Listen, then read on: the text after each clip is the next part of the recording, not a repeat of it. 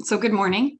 The theme of this CCMA-led session will be focused on institutionalizing a culture of justice, equity, diversity, and inclusion through civic and community engagement, or JEDI CCE. My name is Karen Abma, and I've worked with CCMA in various capacities for the past several years, working on the VISTA grant and communications and programming. And now I will share a few reminders and information about this session. Please rename yourselves, including your institution, organization name, and pronouns. This session is being recorded and will be shared on Campus Compact Mid-Atlantic's website. After the panelists have presented, we will engage in reflection on their remarks and presentation. After that time, we will open the session to your questions and comments. We invite you to use the raise hand feature during the reflection and Q&A parts of this morning's session. Please mute your microphones and keep them muted until the reflection and Q&A portion of this morning's session. And now I have the great pleasure of introducing this morning's panelists.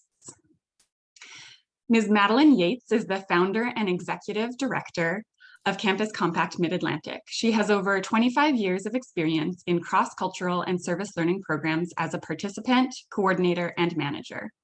She then taught at Montgomery County Public Schools and helped coordinate the Maryland State Department of Education's nationally recognized K-12 service learning program.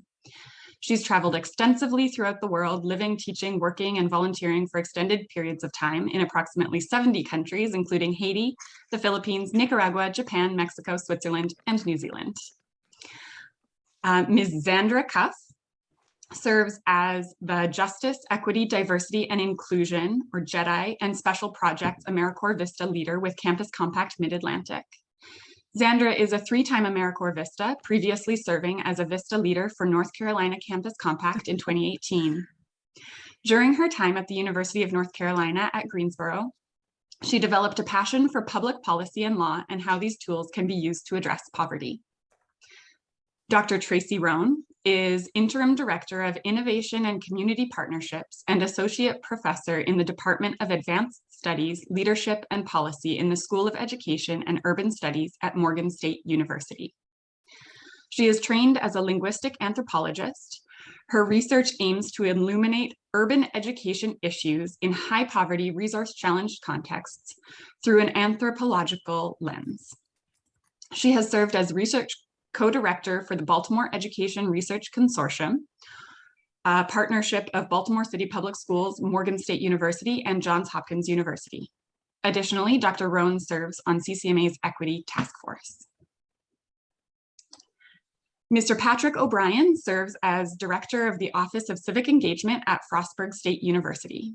A 2007 graduate of FSU, he has grown in his position to become a regional and national leader in volunteerism, national service, service learning, civic learning, and democratic engagement.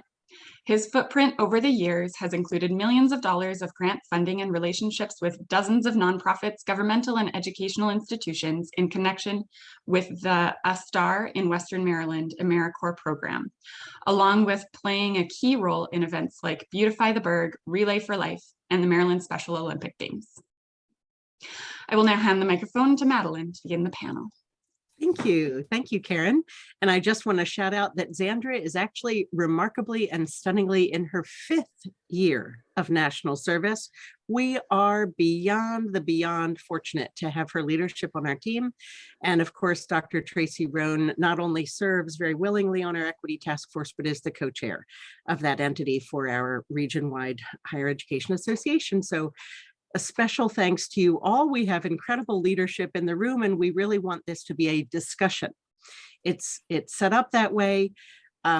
We are profoundly of the belief that no one has the answer in this work. We are all co-learners, and will continue to be co-learners living into this complex work, but it is the most important work that we can be part of. So we consider it a privilege just to be able to have these conversations and hold the reflective space today. And thank you. If you're able to, it's always helpful and a little bit more exciting and engaging if you're able to share Your face is on the screen, but you are welcome regardless. And we're just glad that you have carved out time in your busy schedules to be part of this. Campus Compact Mid-Atlantic has really been profoundly changed in the past couple of years.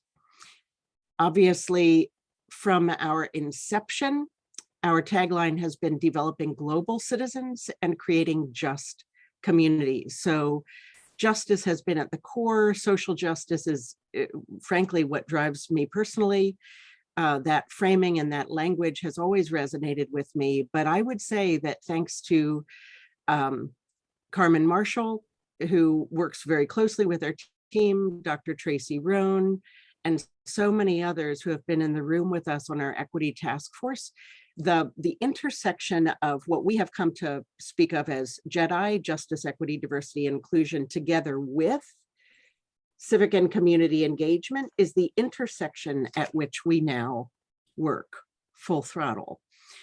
This past year, we also launched a task force we're calling the Global Citizenship Initiative, and had a very robust task force from all of our member institutions and beyond, even some international partners, AAC and U, and we see that global citizenship work as the next layer of the onion, kind of slightly different language, but really the same core values, core issues. Just in a global sphere where the JEDI work resonates a little bit more at the domestic level. So with that as an overview, we are trying to figure out how we can not just shift culture of higher ed, but by working on ourselves as individuals and on ourselves as institutions, create space for everyone else to do that work, and just invitationally do that work with us, and then learn from the community in reciprocity-based, respectful relationships to continue this work together.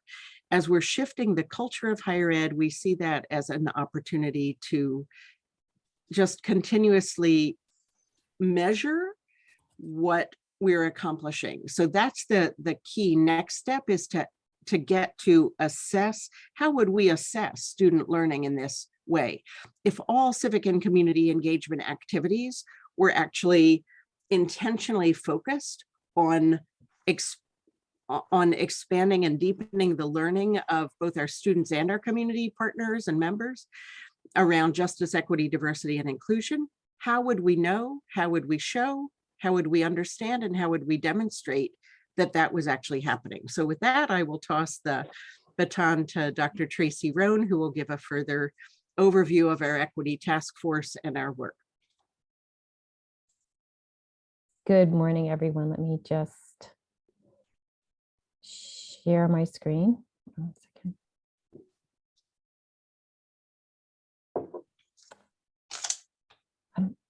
I still can't share. I'm sorry. Oh.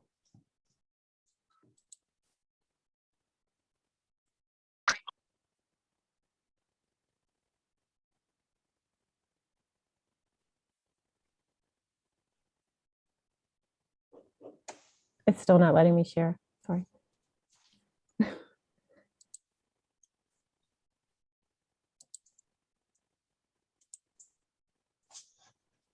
It says, Karen, it says host disabled participant screen sharing. Can you try now, Tracy? Okay, got it. Thank you. Yeah, sorry about that. That's okay. Okay, now you can see, yes? Yes, can you all see the slide? Yes, we can see. Okay, okay, thank you.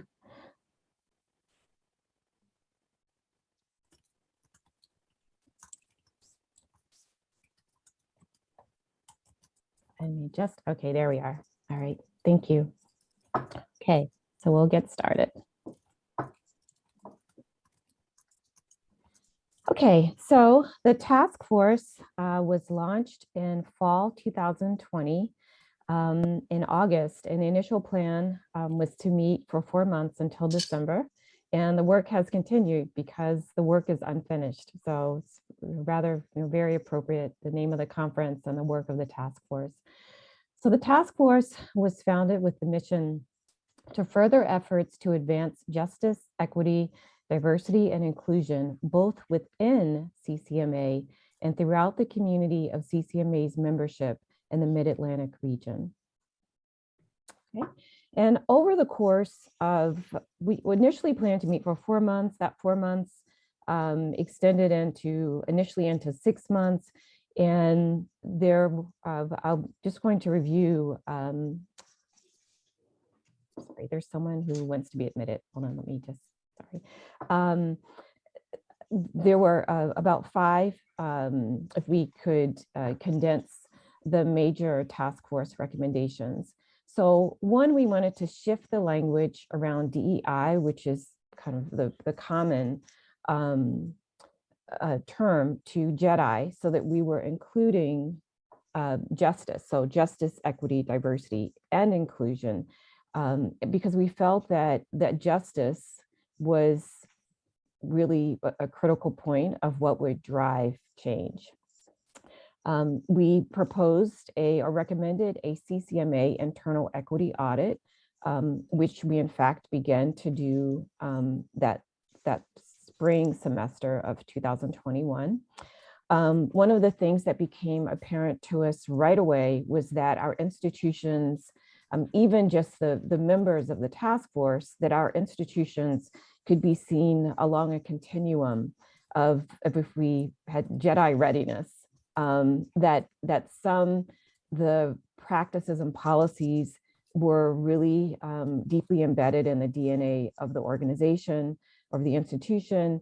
And in other cases, the language was there. So we might see diversity, inclusion, equity, commitment to social justice. Like we might see these words, but the extent to which all members and all voices within that community might live into that experience in daily life might be quite different.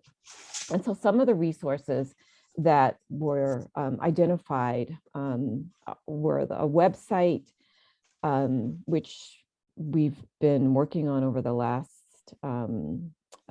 year or so with Sandra's help, training, identifying the questions that we should ask, and what questions are really might help us to transform and be more liberatory in practice. An assessment tool serving as a thought leadership. So if an organization is at on a lower or less developed area of practice and policy, how might we move them to engage in the questions and the self-inquiry as an institution to strengthen their engagement. We wanted to hear all voices. And when we said all, we meant both within the community, but within the community of the institution, but perhaps more importantly, the communities that are being engaged with when institutions work with local partners and people in community associations and neighborhoods. What does that conversation look like? What does the impact look and feel like from the organization's perspective outside of the university? So we all hear and see examples of institutions going to communities and neighborhoods that are in need of support. But what do the members of that community really have to say about what that experience is like? Do they feel embraced? Do they feel respected? Do they feel honored? Do they feel that when they need something, that they know who to contact at that community, at the institution? Does the institution have a sense of knowing that are they so in touch with their local community that they can anticipate issues or concerns that might come up and almost preemptively be prepared to hear and to meet the needs? And then this question of how do we assess? So we wanted to really look at this intersectionality of community and civic engagement and JEDI. And that led us to the need to develop or either to develop a new assessment tool, to look at existing assessment tools. So our question here was, what kind of tool might help campuses to show the intersection of CCE and JEDI as the work is institutionalized and sustained in their civic and community engagement efforts and culture? So we wanted to be able to provide a tool or develop a tool that would help institutions essentially do a self-study to ask deep questions about their practices, about their policies, about community, about faculty opportunities, about student opportunities, and to be able to see where they are and where they might be able to move to.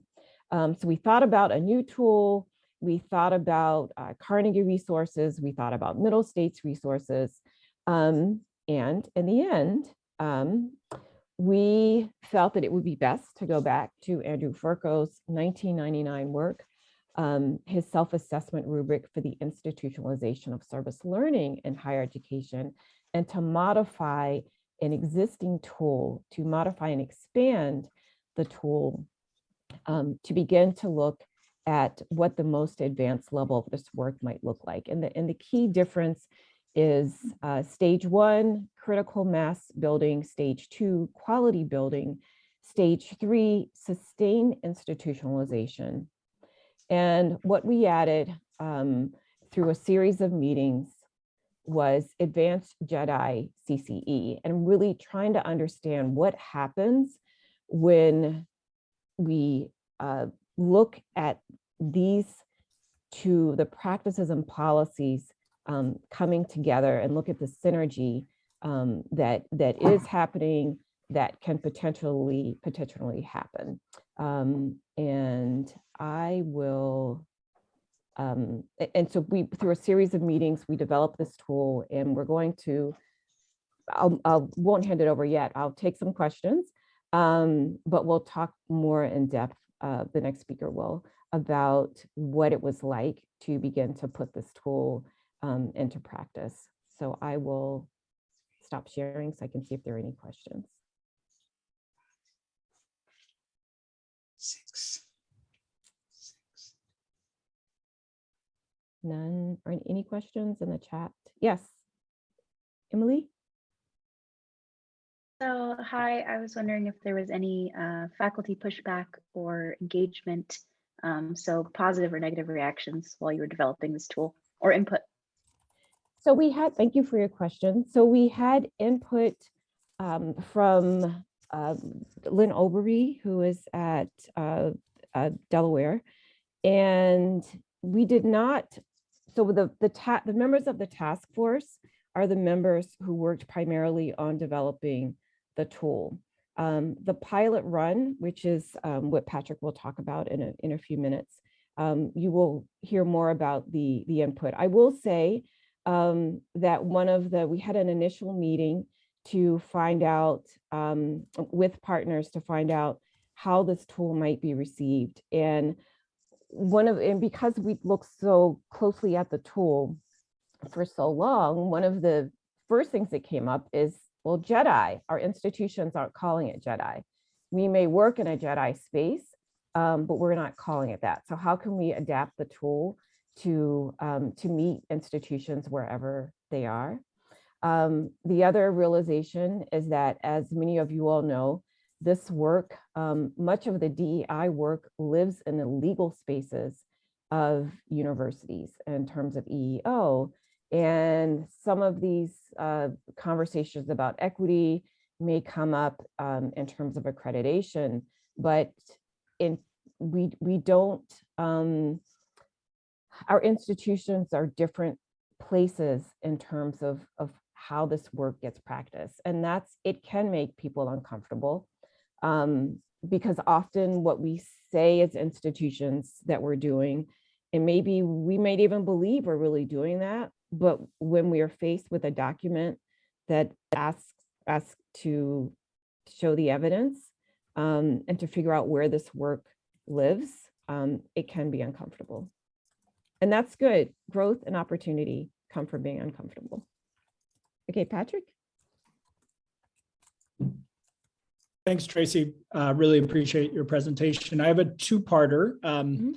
One is, are the materials or rubric ready to share? And if so, could I take a look at them? Because I'd love to kind of learn from what you all have done. It looks really important and useful. The second part is, you mentioned kind of Andrew Furco's model. I'm wondering, did you draw from what JEDI models kind of outside of civic engagement models did you look to for rubrics of self-assessment around JEDI? Okay. Okay, so the first question, we are still refining. So we were piloting the tool. Patrick O'Brien will talk more about that experience in a few minutes. And we will continue, I believe, to refine it before we make it accessible. So we pulled on some other, and I can't remember the names right now, but there were some other tools that we looked at, and some more, some rubrics or assessments that other institutions, I think Purdue had one, but some other documents that particularly have emerged in this post-Breonna Taylor, George Floyd moment, when institutions began to be much more self-critical and self-reflective. So we did look at some of those tools. I can also chime in that, you know, we've certainly conferred with Andy, and he's well aware and very delighted that 20 years later, you know, some people are finding. I just always found that his institutionalizing service learning rubric really gave this visual overview of what it would look like for an institution to vibrate with civic and community engagement, though that language was not used 20 plus years ago. And, you know, what would it look like in the governance side? What would it look like in the academic division? What would it look like in the student affairs division? How would it impact how you recruit, how you tell your story, how you hire? You know, and so that's where I find an institutionalization rubric really valuable to think about shifting culture. And we really did a deep dive. I mean, we met all summer long doing one division, so to speak, at a time, and inviting people even, you know, in addition to the task force, to give input, who had specialized knowledge in that part of the campus. So thank you, Deb, also for your comment. Yes, a single division could take that part of the rubric.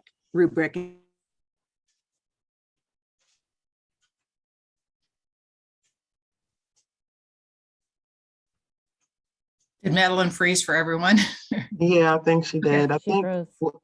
what she was going to continue to say is that you know, that different departments of the institution can, you know, use these, but it is also, and I'll get into that more in the next section, it's also used as a way for campuses to talk with each other on campus. And use it. Yes. But after Tracy finishes, then we'll pass the baton to Patrick. And my other question was, will you give like some specific examples? So as people are assessing where they are on the rubric, they kind of have an understanding of what that might look like. Right. That's part of Patrick's role in this. Excellent. I'm jumping the gun then. Sorry about that. No, it's all good. It's all good. Great. Love the questions. Back to you, Tracy. Sorry. Any other questions before we move on? Okay, thank you. So now I'll hand things off to Patrick to share more, Patrick and Zandra, to share more about more specifics about the actual new rubric. Thank you. Zandra, do you want to start? Sure. going through this process was new for me, just as a Vista leader and not really working with rubrics in this capacity before. But one of the things in looking at the original FERCO rubric, really wanted to assist institutions in kind of having a holistic view of JEDI CCE. And so trying to, in the rubric, also align these dimensions with middle state standards, we felt was very helpful for institutions if they were going through an accreditation process and kind of just measuring JEDI CCE. And so we went through this process. We met through all summer and came up with the idea to pilot the rubric with a few of our institutions and who were willing to go through this experience. And so throughout this process of the pilot, we really got some constructive feedback from institutions on just kind of the same sentiments that Dr. Tracy Roan mentioned earlier, that campuses are just really at a different place. And that also that this rubric just was really kind of a broad overview of all of the things that a campus could be when they intersect JEDI CCE. And so going through this process, I kind of, some of the feedback that we heard is that, you know, wanting to reward faculty and students for certain leadership and different initiatives as it relates to JEDI CCE. Also, you know, rewarding with tenure and promotion.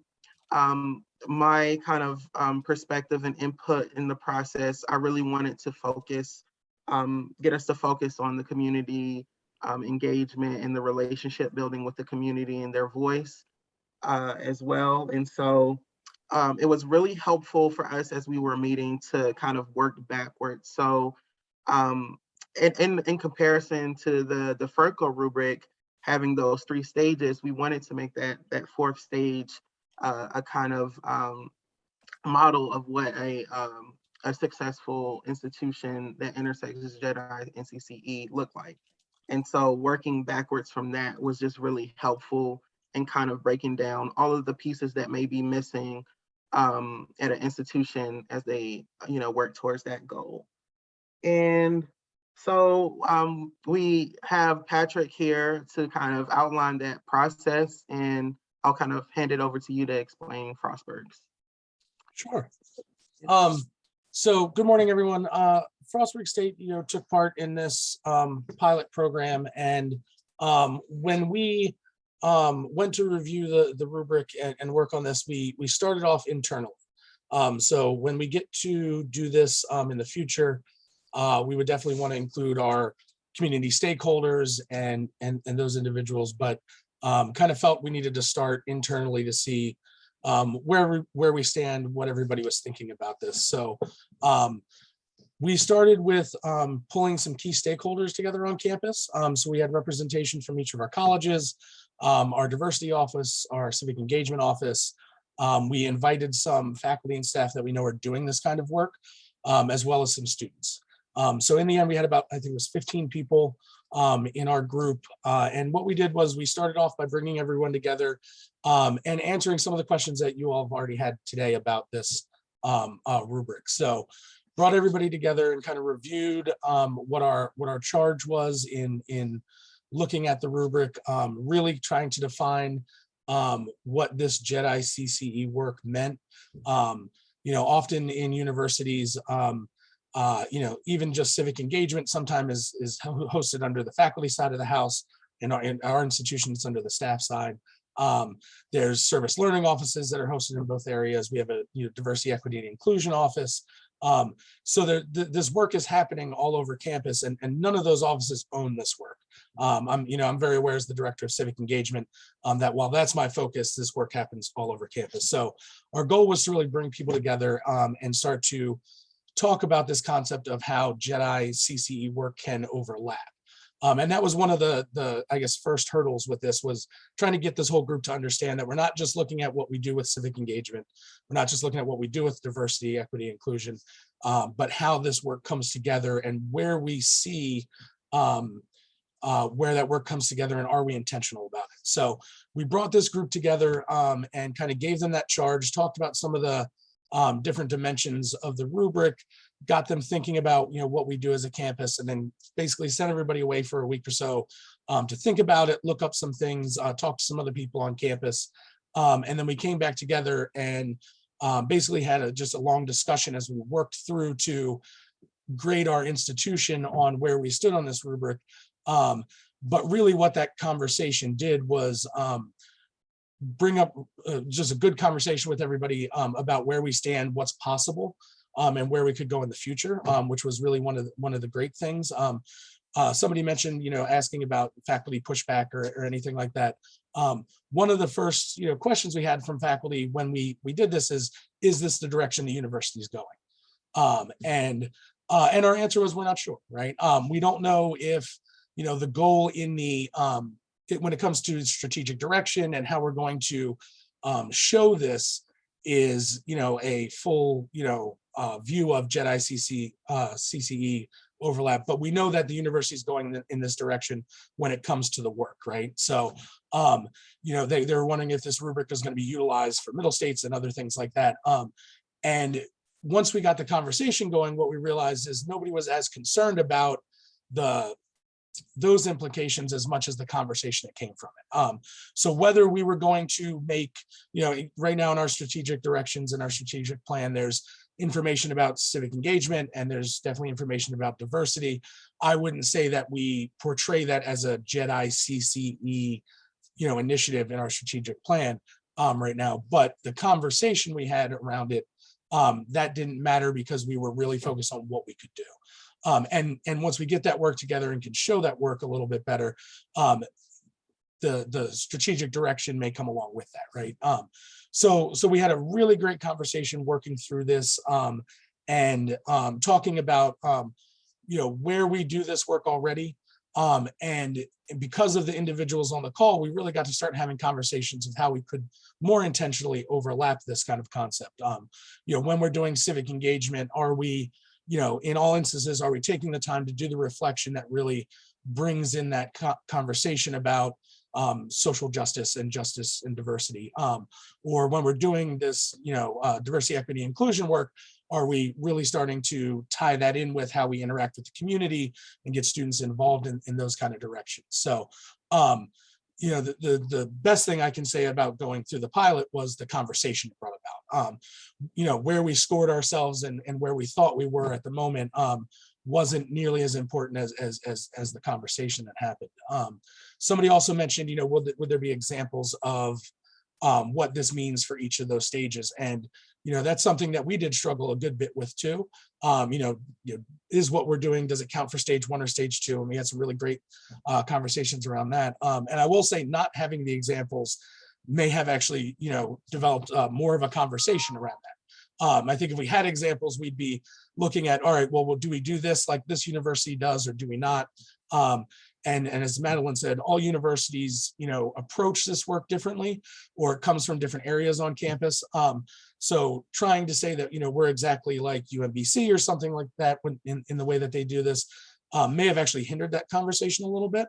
I actually like that we were, as a group, trying to define what that looks like for our campus based on the rubric. And it really helped out with how we approached it, if that makes sense. So in the future, when we go to do this and actually review this, not on a pilot phase, the way I envision it happening is inviting the entire campus community to the conversation, having more of like a one-day retreat kind of concept, as well as bringing in our community members. We did have students on our group that were from SGA and a couple other key places on campus, some students that are doing that work as well, but really bringing in the community stakeholders to have this conversation as well, now that the university has a better idea of how we're going about this work, and how we would view this rubric and utilize it in the future, if that makes sense. I could ramble on for a little bit longer, but I'll stop to see if anybody has any questions.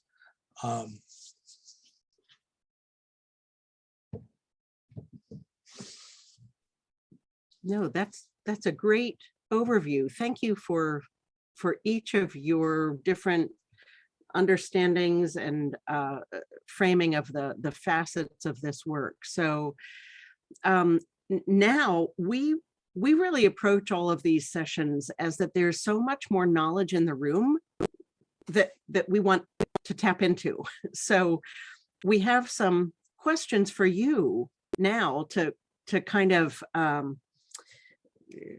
find out what you already know and are doing in this space, and then taking our reflections further.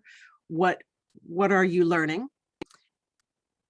about the intersection of justice, equity, diversity, and inclusion, and civic and community engagement in your own campuses, in your own lives, you know, through these conversations? And yes, we will be getting in breakout rooms for this, but then I'm just laying out the overview of where the questions are going. Then the next question is, so what would you need to know next? What's the next phase of your learning? And finally, what resource could Campus Compact Mid-Atlantic bring and convene? Like what next conversations can we assist in convening? What resources can we share that would help continue the conversation? So Zandra, are you assisting us with getting into the breakout rooms? And then I believe in the breakout rooms, we will have the questions for you in writing. Yes. So me and Karen are working on that. Good. But I will pop the questions in the chat for everyone to see. And second. Okay, so if you'll lose those once you're in the breakout room. So go ahead and cut and paste them so that you have continuous access to them.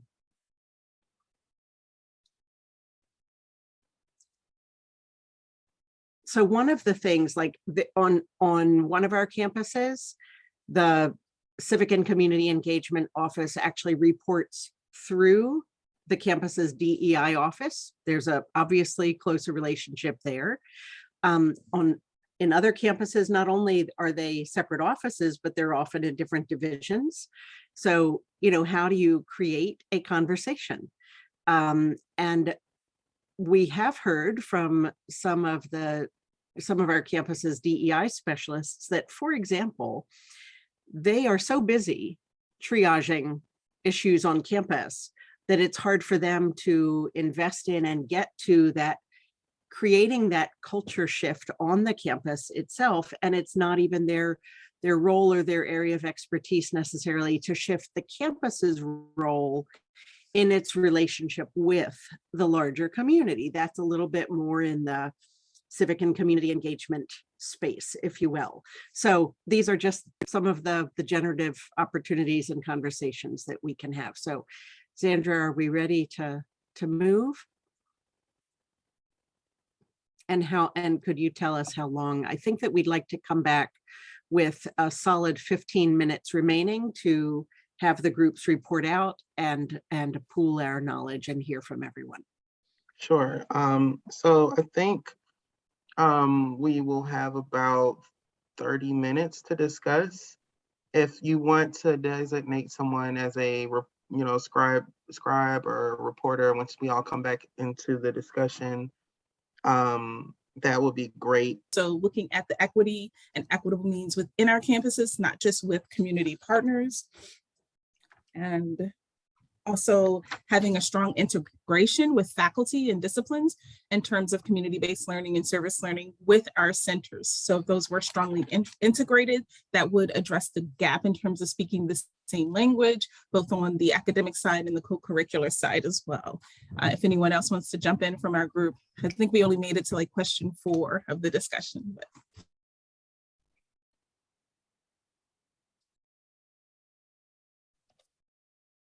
Anyone else?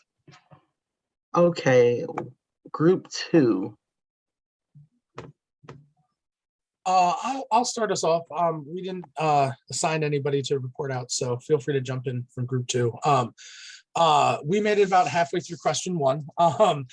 We had a really great conversation. And one of the things that, in thinking about how we truly get this work going on campus and involved in the community, what we talked a lot about was communication, and making sure everybody's kind of discussing this on the same level, especially when it comes to institutions of higher education often have their own language when it comes to this work, and when it comes to just how they go about things.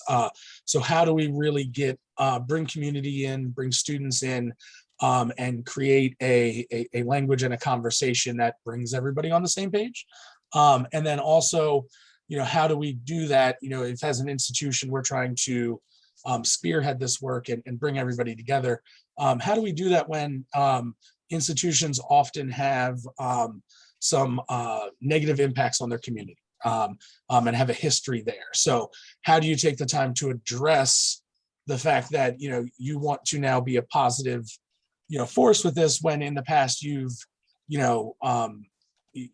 hindered the community in ways? So how do you own up to what the university's done, address that, and then move towards that concept of justice? So it's not just that we stopped doing the bad things, those were in the past, but we understand that those have lingering effects, and we want to be a part of healing the community and getting the community back to where it needs to be, right? So most of our conversation was very much of how do we start that conversation? How do we get everybody on the same page? How do we make sure people understand the intention of the program, and that those programs have had that conversation with the community to make sure that what that program wants to do for the community is what the community needs. So our conversation was very much, I think, that first step of how do you get on that level so you can begin this work in a positive and kind of forward-thinking way. Group 2, feel free to jump in. That was awesome, Patrick. Thank you so much. Not much to add.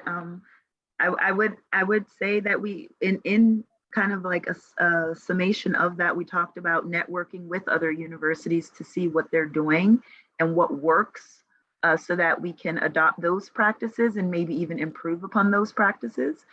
We talked about utilizing possibly pilot groups of community members to lead the way and demonstrate to other community members that the intention is legitimate and that there's actual action following the intention. And oftentimes in these communities, and trying to build trust, it's we'll see it, we'll believe it when we see it. So having smaller groups kind of lead the way, which will kind of open the door for more open communication and networking with the larger community. I think, oh, sorry. No, go ahead, Tracy. I think also meeting people where they are, and that means meeting them time-wise, the time that's convenient for them. It means physically, so going into their space and instead of having community always come to a university space, I think meeting them where they are in terms of hearing their concerns, whether it's parking or drinking, students damaging property or worse, in terms of disinvestment in local communities and the decline of home values, or allowing property that's university owned to deteriorate and attract blight around the university. So I think that really meeting people where they are is so important. I just wanted to add that. Thank you, Tracy. So group 3. Actually, I think only Nisa and I are left from group 3. Okay. Our colleagues had some meetings. So I think that was actually, so that the relationship, so flexibility and relationship are important, because you might host a conversation, but unless you have the relationship, people won't show up. So establishing trust is really important. We also talked about opportunities to create just synergy, and this repeats some of the things that were said earlier, so that from both the design of a project, from the design phase of a project through the assessment, that if, that we have community and students in conversation, or community, students and faculty, whoever the stakeholders are, need to be part of those, part of the meetings that exist along the continuum of a project. We had Nisa in our group, an expert in social media. And so she really talked about the importance of making sure that the channels of communication are aligned with the audience. And so, I guess I'm in the Facebook generation and not Twitter and Instagram, but those modes of communication matter. And so when we want to reach out and hear from people or distribute a poll, are we communicating in the best way possible? And I think, Nisa, I don't know if you want to add something else.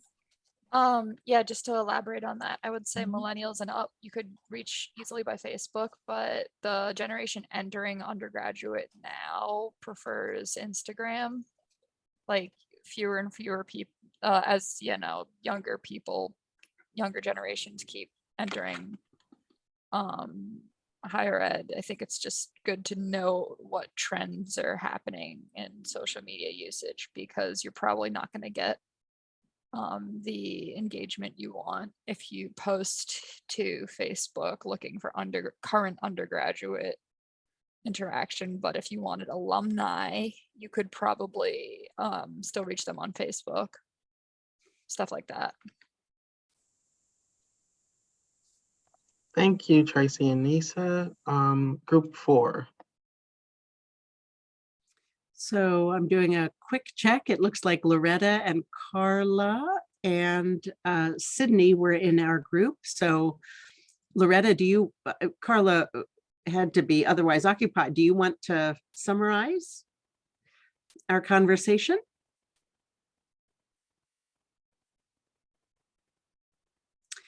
Well, since those are off screen, I'll give it a go.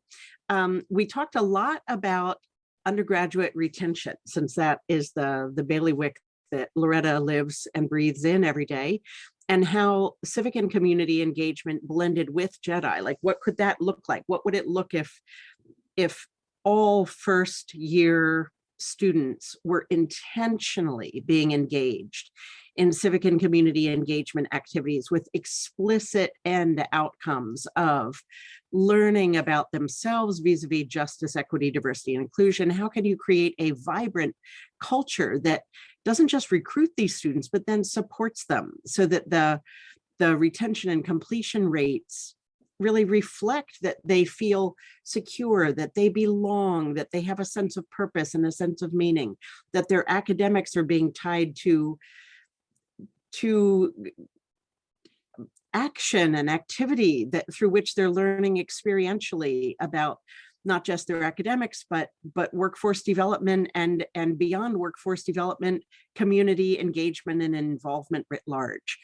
So it was a vibrant conversation, and we talked about how, frankly, we could use the resources of the VISTA grant to support this work, to specifically tie it to retention and completion, and build out that culture in the DNA of an institution, so that all the students, from the application process through the entry process, through the onboarding and the first year experience, are given transformative opportunities for engagement, specifically learning around justice, equity, diversity, and inclusion. And then we also had Sydney Biggs on the call, who is really working through us. She's, I'll shout her out, she's one of our amazing CCMA AmeriCorps Vista members. Sydney's project is working with the entire nonprofit sector throughout Maryland to again embed this JEDI culture so to speak. So what would an institutionalization rubric look like for the nonprofit sector that gives them an opportunity to reflect on their governance structure, their recruiting, hiring, and retention structure for employees, their programs and how their programs are uplifting and intentionally weaving and tying through justice, equity, diversity, and inclusion? And how would they show, how would they know, how would they understand, and how would they demonstrate if they were in fact being successful? So how would they be measuring the impact of their programs in their, whatever their nonprofit is? So the nonprofit sector and the higher ed sector, there are a lot of parallels there as well in getting this through the DNA. Thank you, Madeline. I guess for the sake of time, if no one else from group 4 would like to comment, we can move on to group 5.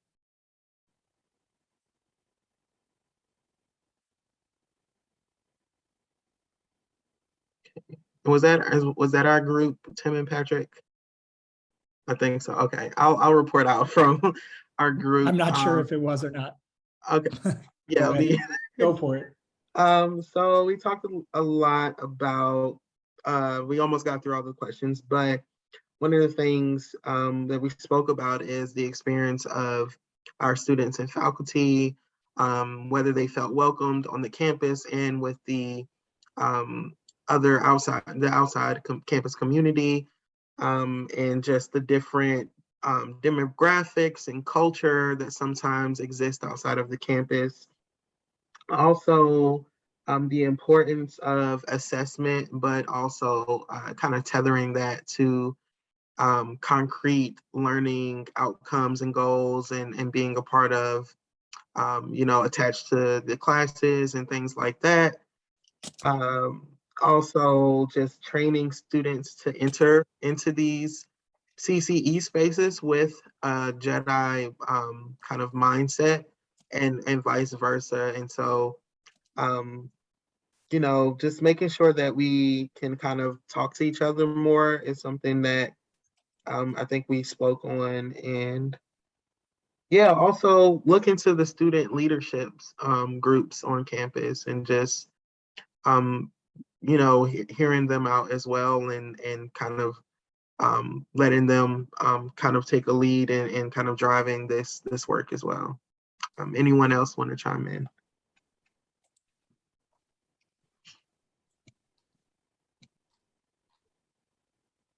No, that was great. Thank you.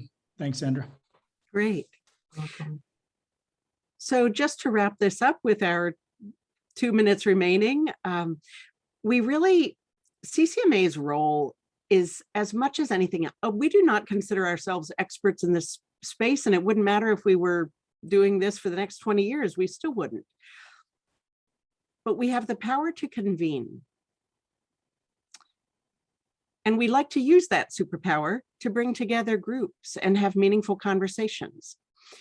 We think that by being intentional about reflection, that really actually builds community, it builds relationships, it builds knowledge, and hopefully understanding, because really it's understanding that gives birth to all manner of other things. So if you can just put in the chat, like one takeaway or one next step, it would really help us to kind of capture your thoughts. Just, one bullet, doesn't have to be a full sentence, but what would be the 102, or what would be the 201? What's the next level? What's the next topic that we could host, or what would be most useful to you next?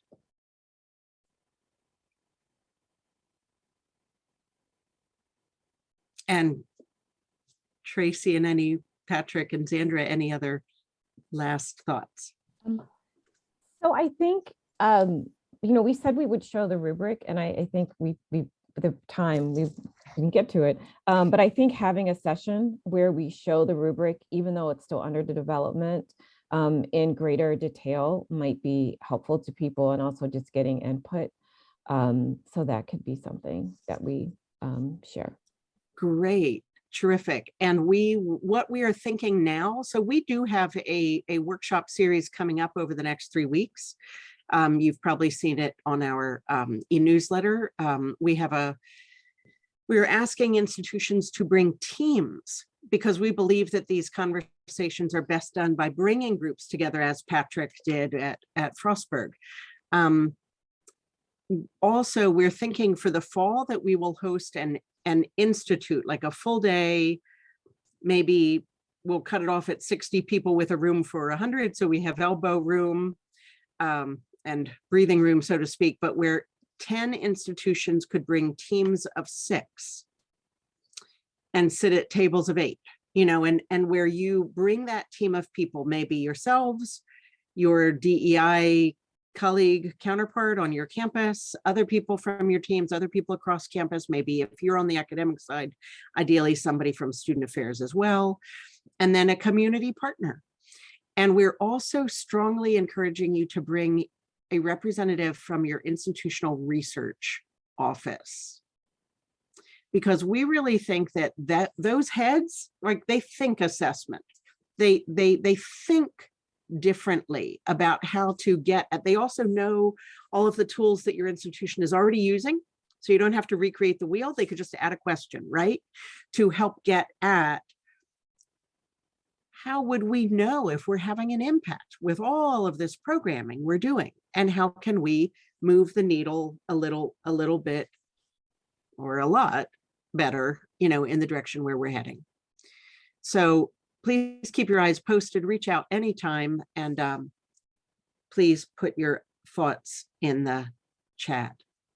Madeline, if I could add just one thing, I will say that utilizing this rubric, one of the best things I really saw from it, and I touched on this a little bit, but wanted to reiterate, was the conversation and the ability of utilizing this to bring all of us onto the same page about what we're talking about was really great. I think it was better than any guiding questions could have been, or discussion. Trying to work through this and having those conversations really brought us together in this concept of what JEDI CCE could look like on campus. And that alone was overly valuable. So now that we've started that, the next steps is where we really look to see that bring us further along in this work. But so when you do get the rubric, I very much encourage you to bring a group together and start having those conversations. Great, thank you. And Patrick, I think that we are talking about doing a little white paper, just sort of a framing of the process that we've been through, where we are and where we see the next steps going. Great. Wonderful. Thank you. Thank you to Madeline, Zandra, Tracy, and Patrick for sharing your insights and recommendations for how our campus communities can institutionalize and advance a culture of justice, equity, diversity, and inclusion through civic and community engagement. Thank you as well to all of our participants for engaging deeply with this subject matter. As a reminder, this afternoon's concurrent sessions will begin at 1. One session will include faculty speakers, and the second will include community engaged practitioners. You are invited to join either of these sessions, and the closing conversation with Shirley Sagawa will be this afternoon from 3 to 4 p.m. Great. Thanks, everybody. Thank you. Thank you.